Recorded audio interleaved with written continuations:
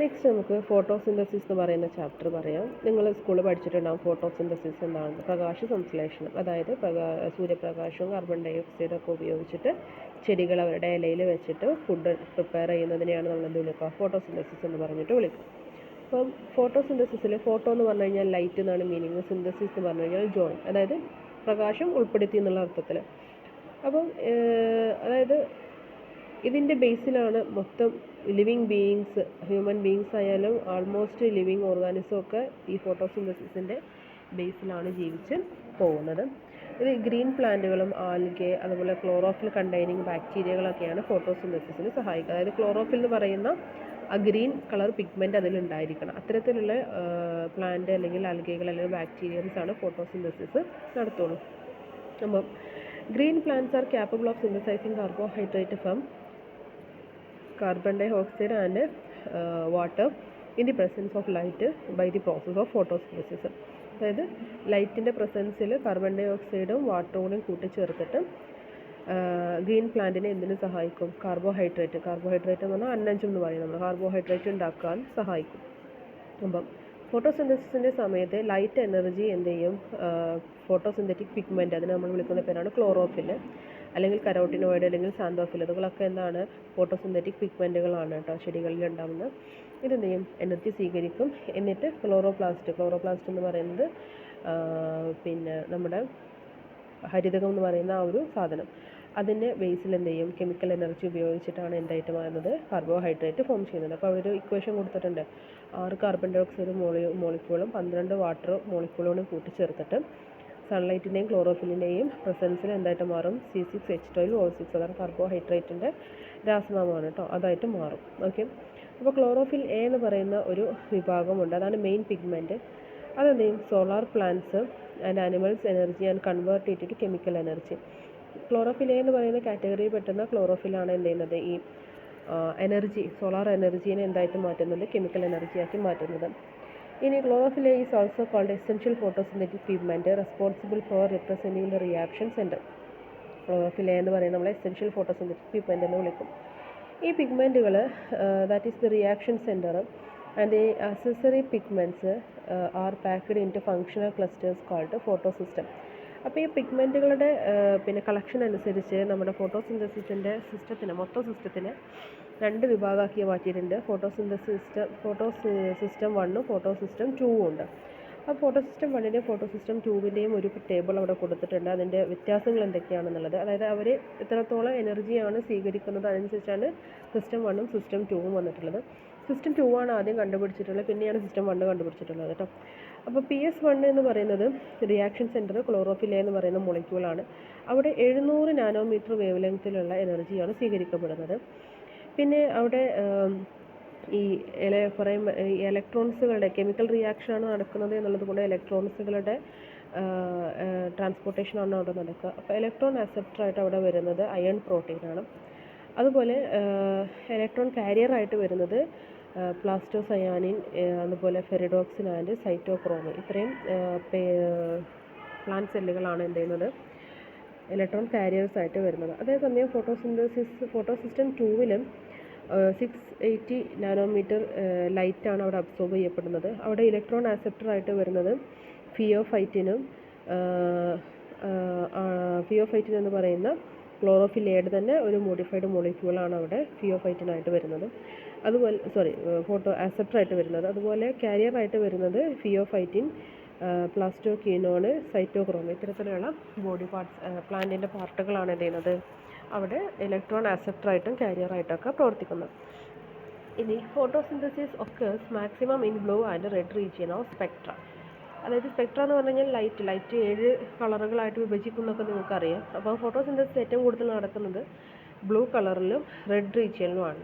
Photosynthesis is very little in green and yellow light because the rays are reflected back from the leaf.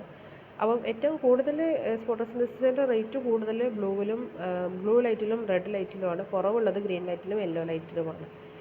ഇനി ഈ മൊത്തം photosynthesis നടക്കുന്നത് ക്ലോറോപ്ലാസ്റ്റിൽ വെച്ചിട്ടാണ്.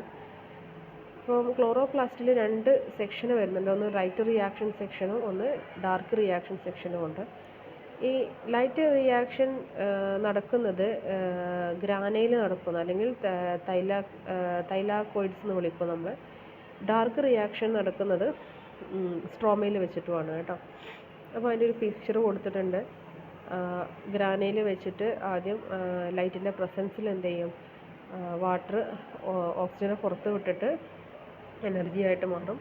എന്നിട്ട് അത് സ്ട്രോമയിൽ വന്നിട്ട് ലൈറ്റിൻ്റെ പ്രസൻസ് ഇല്ലാണ്ട് കാർബൺ ഡൈ ഓക്സൈഡ് മോളിക്യൂളുമായിട്ട് കൂടിച്ചേർന്നിട്ട് എന്തായിട്ട് മാറും, കാർബോഹൈഡ്രേറ്റ് ആയിട്ട് മാറും. ഓക്കെ, ഇനി നോൺ സൈക്ലിക് ഫോട്ടോ ഫോസ്ഫോറിലേഷൻ എന്താണെന്ന് നോക്കാം. Where electrons flow from water molecule to PS2 and then to PS1 and ultimately reduce NADP to NADPH2. Since the electron flow is unidirectional and electrons released from one molecule do not return to the same molecule, it is called non-cyclic photophosphorylation. അതായത് ഇവിടെ എങ്ങനെയാണ് നമ്മുടെ ഫോട്ടോസിന്തസിസിൻ്റെ ഒരു electron transportation നടക്കുന്നുണ്ടെന്ന് നമ്മൾ പറഞ്ഞല്ലോ. അപ്പോൾ അതിൻ്റെ ആ ട്രാൻസ്പോർട്ടേഷൻ്റെ മോഡ് അനുസരിച്ച് രണ്ട് രീതിയിലുണ്ട്, സൈക്ലിക് നോൺ സൈക്ലിക് ഫോട്ടോഫോസ്ഫോറിലേഷൻ ഉണ്ട്. ഈ നോൺ സൈക്ലിക് ഫോട്ടോഫോസ്ഫോറിലേഷനിൽ ആദ്യം ഫേസ് 2 നിന്നും ഫേസ് 1 എന്ത് ചെയ്യുന്നത്, ഇലക്ട്രോൺസുകൾ മൂവ് ചെയ്യുന്നത്. NADP എന്ന് പറയുന്ന എനർജിയുടെ യൂണിറ്റ് എനർജി എന്തായിട്ട് മാറും, NADPH2 എന്ന് പറയുന്ന എനർജി ആയിട്ട് മാറുകയാണ് ചെയ്യുന്നത്. ഇവിടെ ഒരു മോളിക്യൂളിൽ നിന്നും ഇലക്ട്രോൺസ് ഓൾറെഡി റിലീസ് ചെയ്ത് കഴിഞ്ഞാൽ പിന്നെ തിരിച്ച മോളിക്യൂൾസിന് ആ ഇലക്ട്രോൺസുകൾ സ്വീകരിക്കാൻ കഴിയില്ല. അതായത് backward movement of electrons possible അല്ല. ഓക്കെ, അതുകൊണ്ടാണ് ഇതിനെ നോൺ സൈക്ലിക് എന്ന് വിളിക്കുന്നത്. നേരെ തിരിച്ച് സൈക്ലിക്കിലാവുമ്പം ആദ്യം PS2 വന്നിട്ട് പിന്നെ PS1 ഇലക്ട്രോൺസ് പോവും. പക്ഷേ ഇലക്ട്രോൺസ് ഫ്രം PS1 എന്ത് ചെയ്യില്ല, do not pass on to NADPയിലോട്ട് പോവില്ല.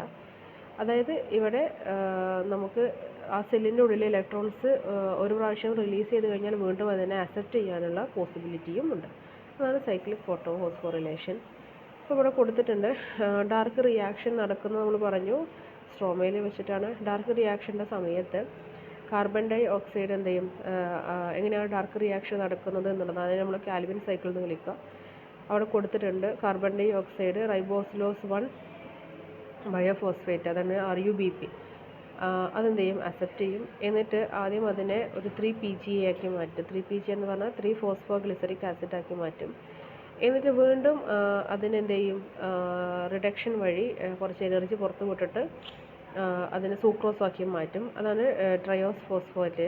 വീണ്ടും അതിനെ എനർജി പുറത്ത് വിട്ടിട്ട് എന്തായിട്ട് മാറ്റും, റൈബോസിലോസ് 1 ബയോഫോസ്ഫേറ്റ് ആക്കിയിട്ട് മാറ്റും. അപ്പോൾ ഇത് സൈക്കിള് പോലെയാണ് എന്ത് ചെയ്യുന്നത്, ഡാർക്ക് മോഡിൽ നമ്മുടെ കാർബോഹൈഡ്രേറ്റ് എന്ത് ചെയ്യുന്നത്, പ്രൊഡ്യൂസ് ചെയ്യുന്നത്. ഈ സൂക്രോസ് അല്ലെങ്കിൽ സ്റ്റാർച്ചാണ് എന്ത് കാർബോഹൈഡ്രേറ്റിൻ്റെ ഫോമായിട്ട് വരുന്നത് കേട്ടോ.